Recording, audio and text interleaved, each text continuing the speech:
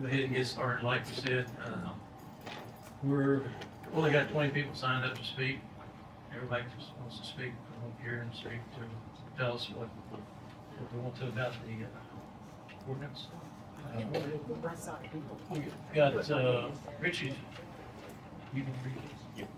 Richie's got an opening statement, and Stephen Simmons back here is going to take care of the time clock and call out the speaker that are coming up to speak. So here you go. Good evening. It's great to see everyone out. This public hearing is being held by the Greenbrier County Commission in accordance with West Virginia Code 88-7-5 regarding the proposed updated zoning ordinance for Greenbrier County. On January 22nd, 2026, the Greenbrier County Planning Commission formally transmitted to this commission its recommendation that we adopt the updated zoning study and report along with the proposed zoning ordinance.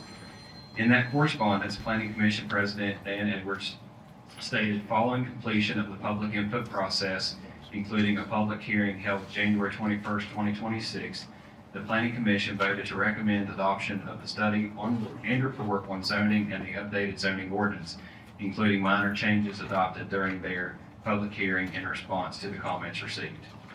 The Planning Commission's recommendation represents the culmination of a multi-year effort that included development of the public participation plan, study of land within the county's jurisdiction, review of the 2025 comprehensive plan, and evaluation of existing development conditions and future growth needs.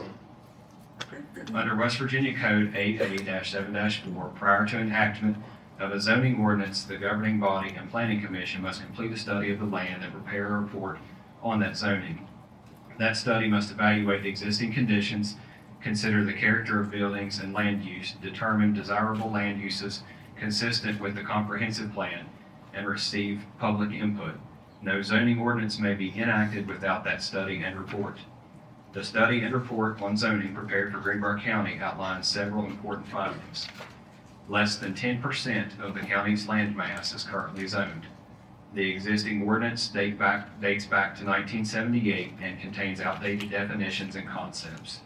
The comprehensive plan identifies the need to protect natural resources, preserve agricultural land, promote coordinated development, address housing demand, and reduce incompatible spot use and strip development.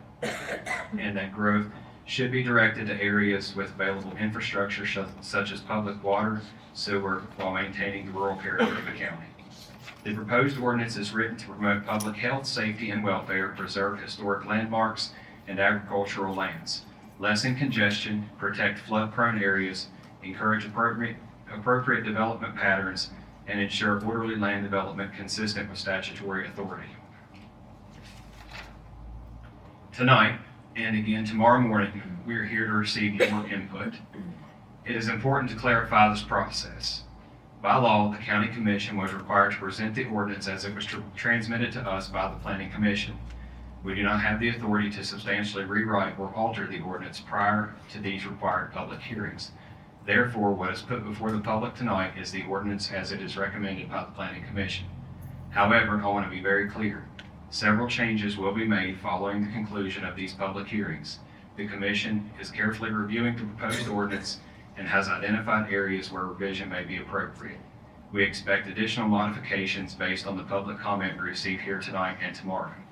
After incorporating those revisions, the County Commission will schedule and hold another public hearing on the amended version of the ordinance before any adoption occurs. No final action will be taken until the Commission has had adequate time to review, deliberate, and make necessary changes consistent with the law and the public interest. This process is not about rushing an ordinance into place. It is about following statutory requirements while ensuring that the final product reflects the values, needs, and concerns of Greenbrier County citizens. We are committed to protecting private property rights, preserving rural character, encouraging responsible growth, ensuring clarity and fairness in regulation, and complying fully with West Virginia law. Your participation matters. This hearing is an opportunity for constructive input. We ask that speakers stay respectful and focus comments on the ordinance provisions themselves so they can be meaningfully considered. We appreciate the Planning Commission's work in preparing the study and report on zoning and the proposed ordinance. We now look forward to hearing from the public before making revisions and moving forward in accordance with law. If you do not wish to speak at the public hearings, written comments will be accepted in the commission office until 4 p.m. tomorrow. We will now open. There we go. We will now open the public hearing, again remaining respectful and focusing your comments on the ordinance provisions. Each speaker will have 3 minutes for their comments, and Stephen will keep a timer and give you approximately 20-second warning when your time is about to expire. Thank you. Kevin, you're up. Oh, how great.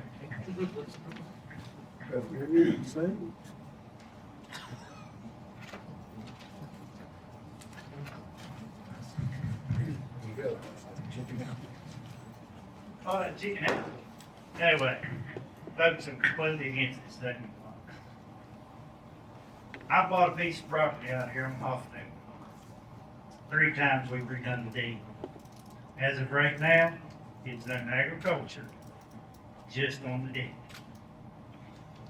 I have a letter here saying we can straighten it out. But I've got to pay another $50 for a petition. The zone, whoever it is. There needs to be some work in the zone stuff. Is there a fine line anywhere that separates stuff out there? Open space? Forest recreation? That you all know them. I'd like to know. It's just some of the zoning stuff in here. I had to drag a trailer out of it. It's told I couldn't be replaced. You got to read this, it's new. It can't be. I'd trash this whole thing. That's all I got to say.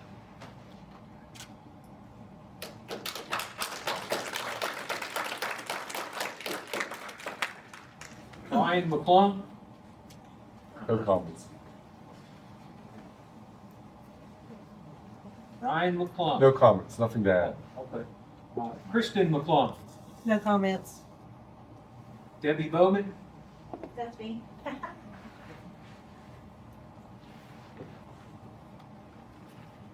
Hi, I'm Debbie Bowman, and thank you for having this meeting. We appreciate everybody that's here. And my question is, in terms of like the particulars of each land use that is incorporated into the zoning process, where I live, all the area around me and most of the area is forest rec. No, I'm sorry, open air conservation. But then there's one little piece right here. This right here, that's forest rec.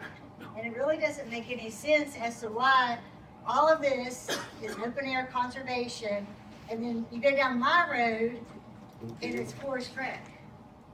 I mean, what is the rationale to make those two, I mean, they're, houses side by side. What's the difference? And if I'm not mistaken, I think most of this back here, where part of it is forest rec, is owned by the same farm. So his property, I think, might have two different designations. Part of it being forest rec and part of it being open air conservation. So that's my concern with that, as to why, why was it done like that, and what was the rationale and have it done that way? Has that caused a problem? Well, that's the thing. I mean, what is the difference, and why would a piece of this little tiny piece here be different than this? I mean, yeah, I think there's differences in terms of like what you can build, how big the structure can be, and that type of thing. But why? I mean, because I think like one of them, the minimum space for a new build house is 2 acres. The other one says a new build house can only be, you have to have at least 3/4 of an acre. So it's like, okay, so why is that? Seems like it should be all open air conservation and not, not that one of it's just hanging out there. And that's all. Thank you.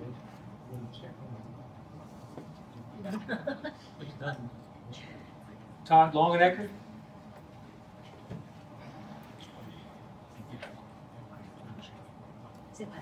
Good evening, everybody. Thank you guys for doing this for us this evening. We appreciate you holding this meeting. My the first section of this new ordinance that I want to address is yard requirements.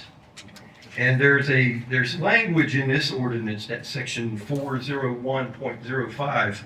There's language in this section that discusses what kind of fireplace I can have in my yard.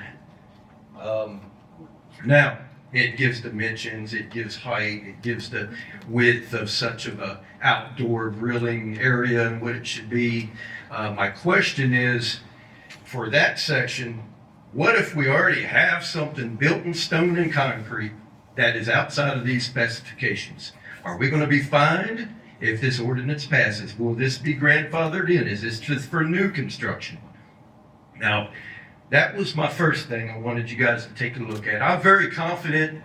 I know I'm not speaking for everybody, but being in a red county, I'm probably speaking for most people here when I say we are confident in you guys to promote ordinances that deregulate us, not put more regulations upon us. And that's the whole idea of being a red county and ensuring the freedom thereof.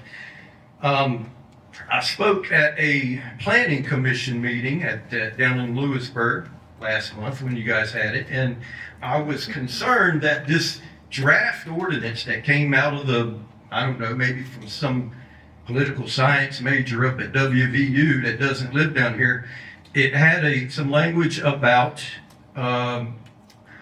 allowing or relaxing the standoff distance for some businesses. Specifically, it could encourage exotic dance halls and exotic dance businesses to actually be developed or created much closer to what the current standard is. I ask that you guys take a look at that. Mr. Holliday has my request from the last time we talked, and I hope that standoff distance will be corrected in this ordinance as I was ensured it would be back during that. And finally, I'm looking at section 402.27, it deals with reception or event facilities outside. And I guess that would probably also mean to include things such as agro-tourism type events or hay rides or pumpkin patch fields and things like that. It says in that language, if you look at that section 402.27, that any clients parked on your property have to maintain a standoff distance of 150 feet from your property line.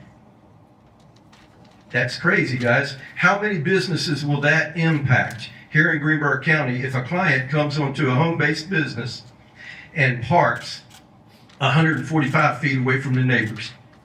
All right, or look, I should be able to park my clients on my property wherever I want, provided I'm not infringing upon my neighbor's property. So I would ask you guys to take a look at that as well. And again, try to uphold our freedom and let's deregulate. Let's not look, this came from Morgantown. I respect you guys had to get your draft from somewhere, but we're not Morgantown. We don't want to live like they do up in Mon County. So let's keep us red, let's keep us free, and thank you all for what you're doing.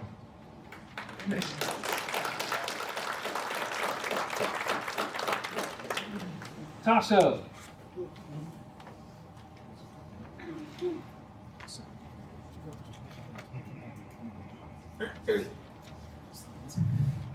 So you want to trip them closer to me?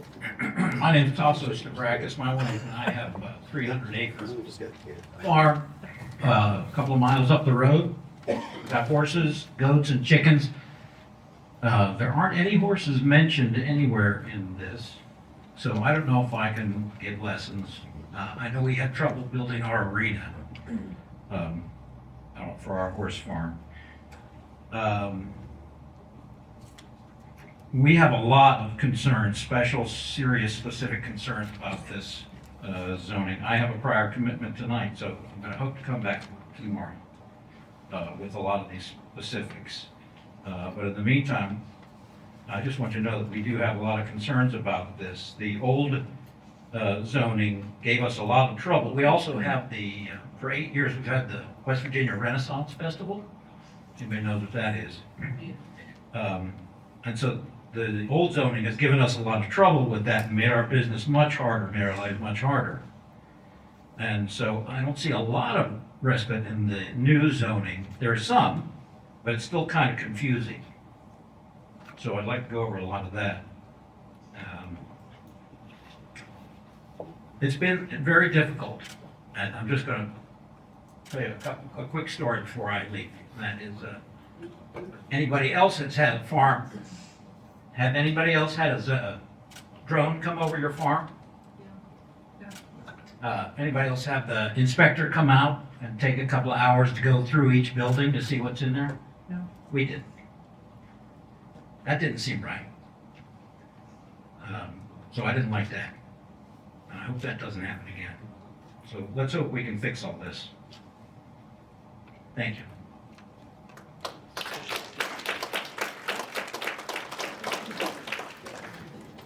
Adrian Williams. See that, Mike? There we go.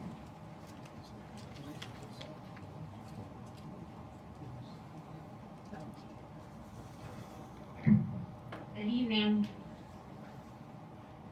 I'm the proud owner of a farm that has been family owned and operated for over 200 years. And it is currently, on your map, residential. If you were looking at section 700 and the changes that are made in this new zoning ordinances, this was removed any kind of outbuildings allowed for residential properties. So you cannot have a detached garage, you cannot have any accessory structures. You are not permitted to grow fruits, vegetables, crops, livestock or poultry or agriculture. And there is specific language in the end of the document that states that if it is not specifically stated in that list of what is permitted for residential properties, that it's not allowed. And even if it is listed in that table at the end of the document, what's in the text itself is what is going to be followed. So I'm going to interrupt you real quick. You said which section again? I'm speaking about 800. So residential districts and the list of the permitted uses within that area. I'm talking about that's in the old ordinance and is no longer in the new ordinance. It's gone. The only thing that is permitted is residential facilities and then a couple additional structures. So all that, anything associated with the agriculture, that language has been removed from the text. And it's only kind of like one little statement at the end of the table, but it specifically says in the document that anything that there's a discrepancy between the table and text, you follow the text. So that, by default, says it's not permitted. Okay? So that is language that is already in there. So other details that I have noticed. What is then the classification for new land uses? So that was one of the opportunities that says that this document is supposed to be providing an opportunity for us to address, hey, there's a change in the land usage. And it has a very vague description of that and saying that classification of any new or unlisted land use may be delegated by the Planning Commission to the code official to determine if the use can be reasonably interpreted to fit into a similar use category described in this code. So that is again if possible, can we get more solid understanding or description here for the process of how we can actually reasonably get new land uses changed? Right. Section was that?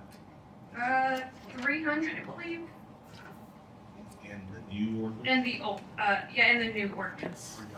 Yeah.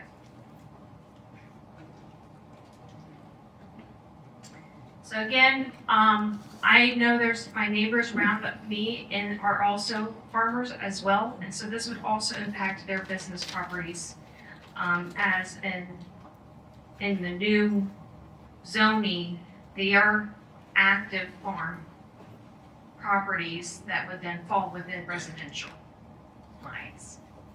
Okay, that's what I had for today. Thank you.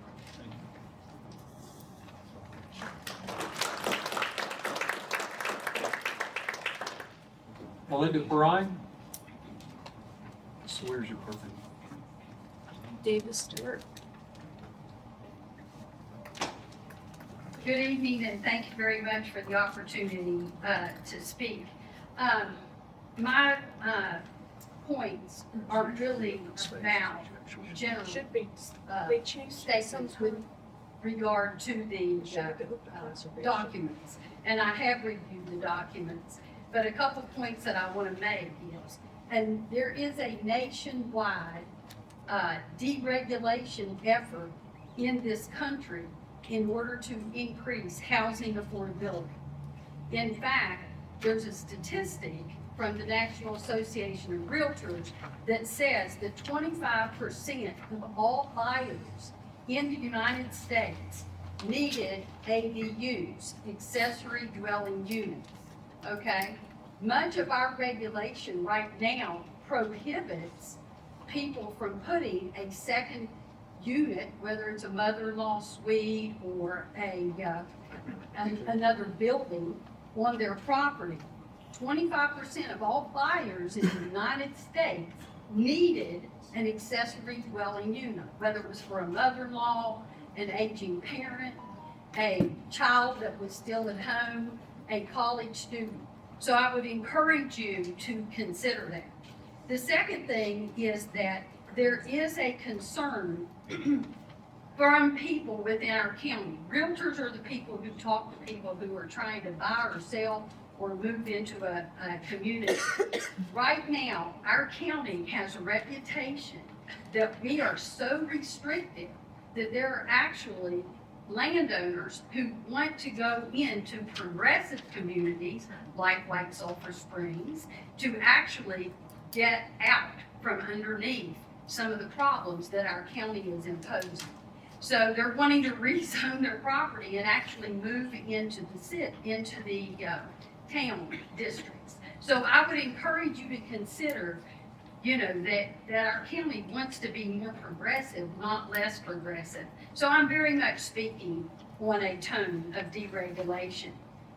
Another statistic that I think is important to know, and again, these are statistics from the National Association of Realtors, 25% of all of our building costs are affected by our local regulation. If it's costing people 25% more of what their building costs are, we are actually creating a hardship in this county. The other thing is our subdivision regulations in this county. They've been addressed and addressed and addressed. They are very prohibitive to our small contractors and our smaller developments. A 4-parcel separation within a tract of land at this particular time is really outdated. We need to look at that. There are new systems in septics and all kinds of ways that people could develop subdivisions, increase affordability of housing. And I think the next thing is, and I think Mr. Longacre pointed this out very well. I think that people in this county have stood for freedom of what they do with their property. And I think the current plan that has been addressed by WVU is very restrictive to what our common philosophy here is, that people should be allowed to do with their land what they are paying taxes for.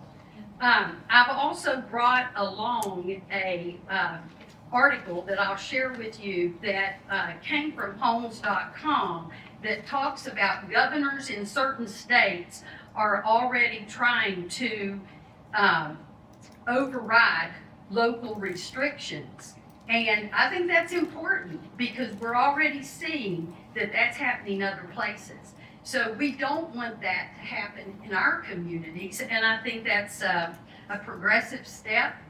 But I think we need to be aware of those types of issues. If we become so restrictive, will our citizens ask our state to override these types of issues? So I appreciate your time. Thank you.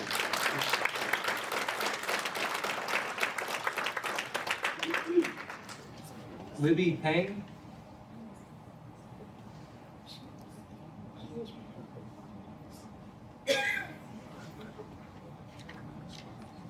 Hi, I'm Libby Payne. I'm here tonight. I'm not a public speaker. I don't know all the laws, but what I do know is that I moved here when my dad passed away and I took care of my mom about 5 years ago. And I moved into a camper because I was told I could on my own property. And ever since, it's been a problem. I don't know why I offend people because I live in a camper. I keep it neat. I keep it clean. I've done a good job with trying to contribute to my community. I pay my taxes. I just don't see what the problem is. I have asked. Nobody seems to tell me other than they just don't like the way it looks. Well, then don't look. Because I'm not doing it.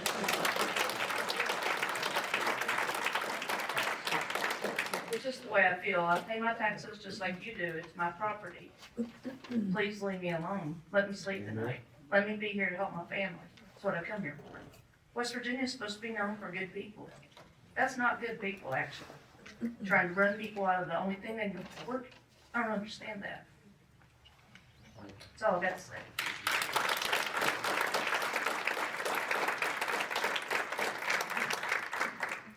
Faye Dunford? No comment at this time. Barbara Tuckwiller?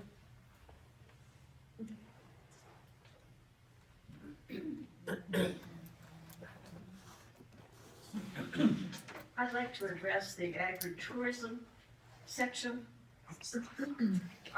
It seems to say, a little background, I live at Hop Knob Cidery. We don't own the business, but we own the property in the facility. And the way this agritourism is written, it seems to me that Hop Knob would no longer be able to offer their restaurant and food, which attracts a lot of people out there. It is an excellent business. My husband and I have no complaints about people coming and going out there. In fact, it makes me feel safe because it's irregular, which keeps down mischief. So I hope that that is rewritten in some way to permit this business to continue like it is. I love walking out my back door and saying, Frank, we're going up to Hop Knob for dinner tonight.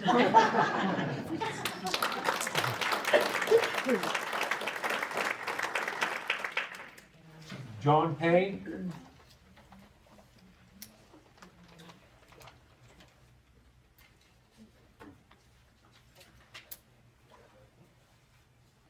First off, I'd like to thank y'all for this business. I know without permission, we wouldn't have an office. Speak into the mic, please. First of all, without the commission and everything, you know, y'all keep what keeps everything regulated, of course. Okay. I'm not a public speaker. I'm a common man. I graduated high school, I went to work, I worked for everything I've got. And ever since I made my permanent residence here in Greenbrier County, which I'm out on Route 60, just below Miller Mountain Road, I've got nothing but grief over having my travel trailers and my utility trailers parked there, and have family at times come and spend the night. I mean, I don't see what that's hurting. I'm not doing nothing to nobody. And my understanding is, I'm gonna just throw a number out, less than 5 people in the county that complains about it. Why is their rights any better than mine? I mean, I worked hard for what I have. and I still pay taxes on everything. I keep everything tagged, taxes. I go by what the ordinance has told me to do.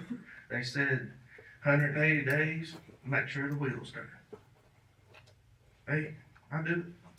I mean, it's tough, yes. One of them we do have underpinning on. I can get it off in less than an hour. And but if need be, I actually had one of the building inspectors come out and ask me, said, if the water starts to come up, can you get this moved in a certain amount of time? I'll do everything I can to, sure, because that's our property. I don't want to see it get washed over or anything. But, there again, it's hooked up to the septic for when someone does stay in it. It's everything's by regulation. But yet, a few nosy people that want to cause problems because they're not happy with their own life run down here and cause you guys problems, which in return causes me problems. And I hate that for y'all. I apologize on their behalf for being the way they are. I'm a godly man. This will kill me getting up here because I'm just not a complainer. But I've took it all in so long that it's built up. And I just don't think it's right. I mean, what's the difference in me having a camper parked there versus having a utility trailer there? Or solar panels that look like crap? I mean, you know, I don't complain about that stuff. That's theirs. It's your property, you do what you want. And I think that's the way it should be for everyone. I mean, yes, you have to have ordinances, but we're a freedom country. Let us have freedom on our own property that we pay taxes for. Yes. We still pay every year. I mean, I don't know what else to say other than I do appreciate y'all, and I hope y'all will lean to our feelings, our support for the county. Don't make us leave. When I was a little boy, my grandmother owned a service station. And I always said, one day I'll retire on that property. And by God's will, I did. Flood came in 2016. It didn't wash nothing off. God protected it. You know, we just keep striving. I want to better everything. And honestly, if it's a personal problem with me that they have, or one of my family members, grow up and come and talk to me. Don't call y'all all this truth. That's basically all I've got to say. And once again, I do apologize for everything you've been put through. Thank you.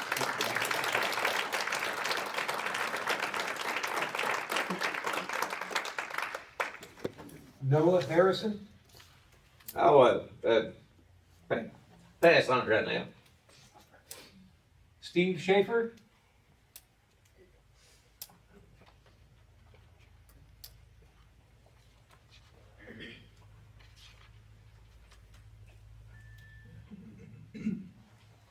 Well, I don't have much to say about the zoning. I agree with the first guy, it should be trashed. The same way with the, years ago, whenever y'all zoned this county and zoned the trailers and stuff out, single wise out of Greenbrier County. All you done was zone the young people out of Greenbrier County. That's all young people can do. The other thing is, on this zoning thing, I think it should be put up to courthouse. Anybody that owns property, when they go pay their property tax, they can check if they want it or they don't want it. And you'll get 100% participation from the landowners. And that's all I can say.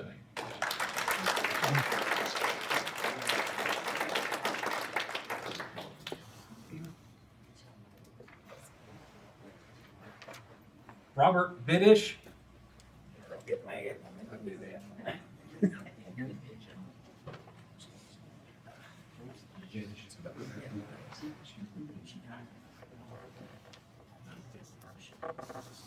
Thanks again for the opportunity. I'm right there with Kevin and the last guy that, this should be thrown in the trash. It's, we moved from Maryland to come here to get away from the regulations and everything that Maryland had. It was a horrible, horrible place.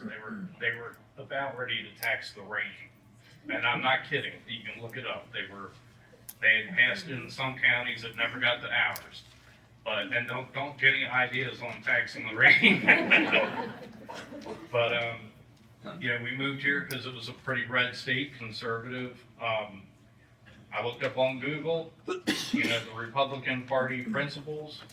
They're centered on, and according to Google, they're centered on American conservative, emphasizing limited government intervention, free market capitalism, and a strong national defense, and some other stuff. Some key pillars are lower taxes, reduced regulations, individual liberty, and protection of constitutional rights.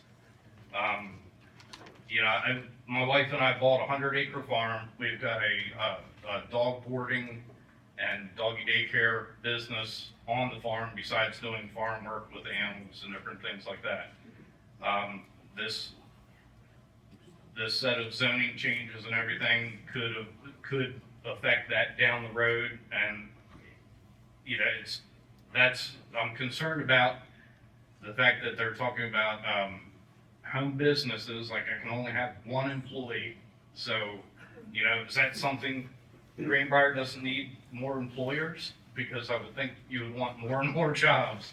And having a farm, if I can only have one employee, that would be a little bit tough, from a home business aspect on as far as that goes.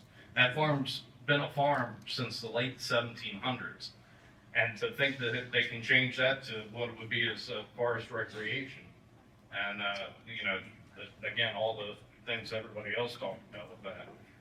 Now, having 100 acres, if I want to put a camper up on the top part of my pasture or something up by the woods to take my wife out and camp overnight, a night or two, that's ridiculous that I can't do that. And it's also ridiculous that I have to put that camper inside a building when I'm 1,000 feet back from the road. So I've got to put that inside a building when it's not being used.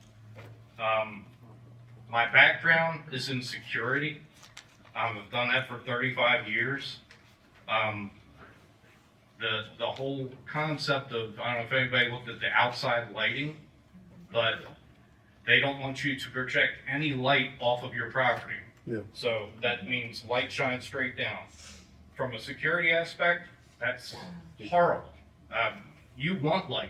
You want as much light on your property as you can get because that deters crime. People don't want to be seen. You can ask Nancy Guthrie because her community is one of those no light areas. It's just a really bad idea. Another thing that was in there is flags under the sign section. So I can't have a flag that's over 16 square feet. That would limit me to a 3x5 American flag. So you tell me I can't get a 4x6 American flag? That would put me out of that, or even bigger.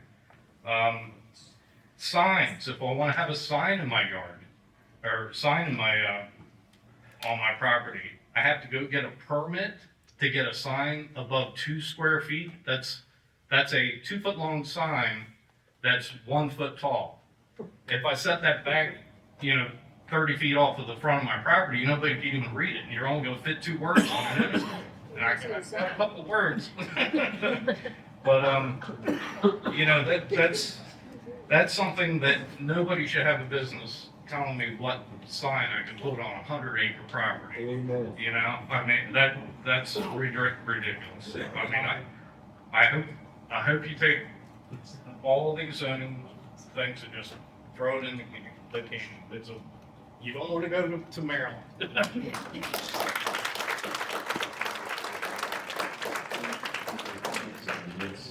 All right, last person, I can't read your name. Who signed up? It hasn't talked yet. What's your name? That's it. Yeah,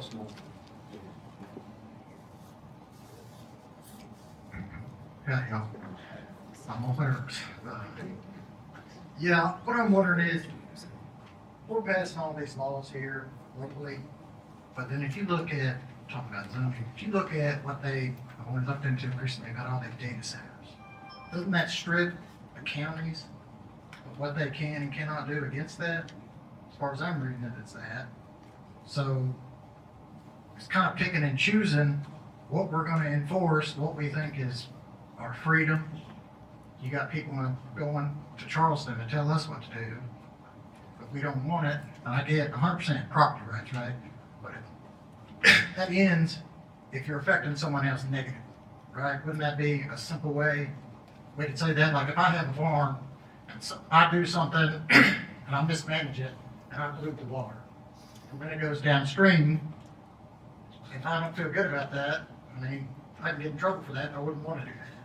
Let's say a data center comes in here, and they want to put it somewhere, they don't have to tell you, they, deregulate the pollution, they don't have to tell you how much water it is. What if they start sucking people's wells dry, or the Greenbrier River, or a little creek here and there? So, what I'm wondering is, how much enforcement, if it's about liberty and people's rights, private property rights, it gets, I know it's tough, but if you're willing to have a neighbor, didn't seem like she was breaking any of the old zoning laws. And then she had to have a meeting, she come down here and tried to talk to y'all, whatever's on the zoning meeting, she didn't ask me to say this, but she come out to her place, and honestly, we looked through it, didn't look like she was breaking any of the zoning laws. She wasn't trying to do anything big, she was just trying to have little get-togethers on a farm. And then y'all come out, whoever it is, 3 people come out an hour before her meeting. She's gone, they come out there, walk around her place, and then she comes back, and it seems like they voted on it before she ever got in there to have a talk. So what I want to know is, are you going to have that kind of energy about telling people what to do when a corporation comes in and wants to walk all over everybody? Because it seems like between the state, between our nation, you just have corporations. I mean, it's corporations, that's who owns all this shit. So we got big problems. We got big problems. It doesn't take that much looking to figure out, it's all getting, it's all becoming monopolized. I mean, we got big problems. So us wanting to talk about this, I think this is the greatest thing we could have done is get together and figure out the page instead of us quarreling here. What about big problems? What if a corporation comes in and wants to do all that stuff? If you're the zoning commission, county commission, and you got other county commissions that are getting railroaded over, something like that, why not group up?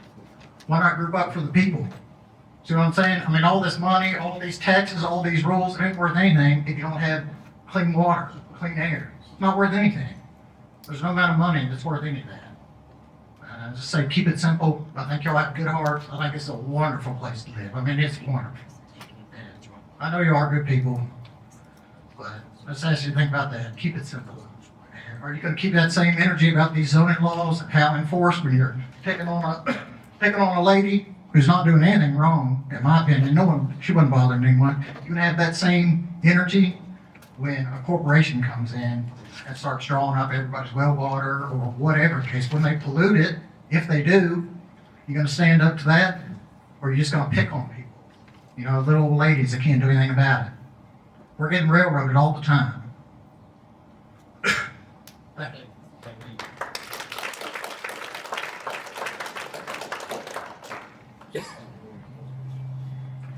Can I ask you a question?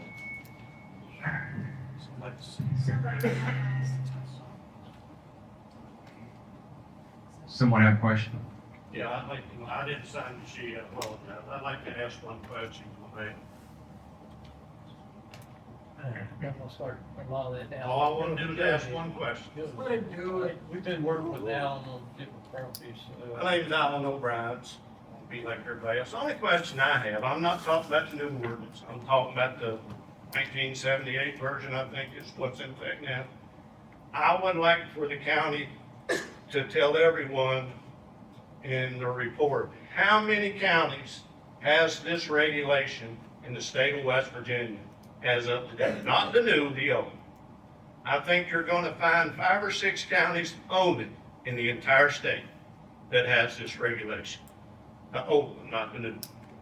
I appreciate, I apologize for not signing the thing, but I think that was an important question. Thank you, Al.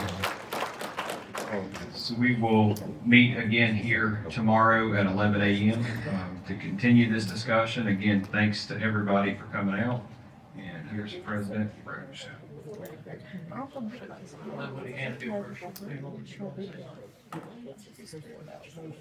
I'd just like to thank every one of you for coming out this evening. We were here to listen. You probably noticed we were all taking notes. I appreciate you giving up your evening to come out and share your thoughts and ideas and concerns. And if you want to come back tomorrow, and if you ran out of time, you're welcome to come back tomorrow and speak again, or if anybody you know wants to come, encourage them to come and share with us. We do want to hear from you. As Woody said, we appreciate you guys coming tonight. We'll be back here at 11 o'clock tomorrow. We'll get a 10 o'clock meeting in the courthouse. And then we'll be back here at 11, and anybody like to speak again, come in, sign up. We're glad to listen to you. The commission has went over this proposed thing, and a lot of the stuff, I'll just say that a lot of the stuff that we've heard tonight, we got the same problems with, or the same questions with. So there's gonna be some changes made that we get three very conservative people here, all three of us in the property, all three of us on farms. So we have that tender spot for not over-regulating. So anyhow, just wanted to make that comment to everybody. I'll hang around for a little bit. These guys may or may not. If anybody's just got a question, or if you want to look at the maps and ask a question about the map, and we can help you with that. Thank y'all for coming.